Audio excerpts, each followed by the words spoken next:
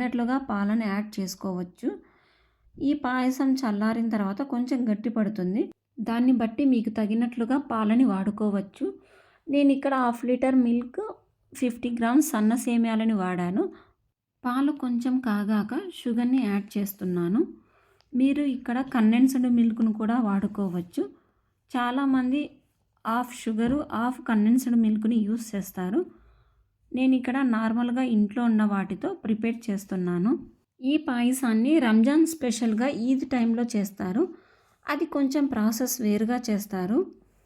Sugar వేసి బాగా కలుపుకున్నాక ఒక పొంగు వచ్చాక మంచి ఫ్లేవర్ కోసం ఇలాచీ పౌడర్ వేసి కలుపుకోవాలి.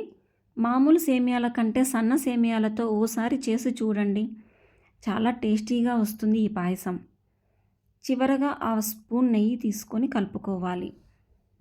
చాలా సింపుల్గా తక్కువ ఇంగ్రీడియంట్స్తో సన్న సేమియా పాయసం రెడీ. ఈ పాయసం వేడి దానికంటే చల్లారిన తర్వాత చాలా టేస్ట్గా అనిపిస్తుంది. చివరగా డ్రై ఫ్రూట్స్తో సర్వ్ చేసేసుకోవడమే. మీరు కూడా ఈ పాయసాన్ని ట్రై చేసి ఎలా వచ్చిందో నాకు కామెంట్ చేయండి. Please like, share and subscribe to Vartali vlogs.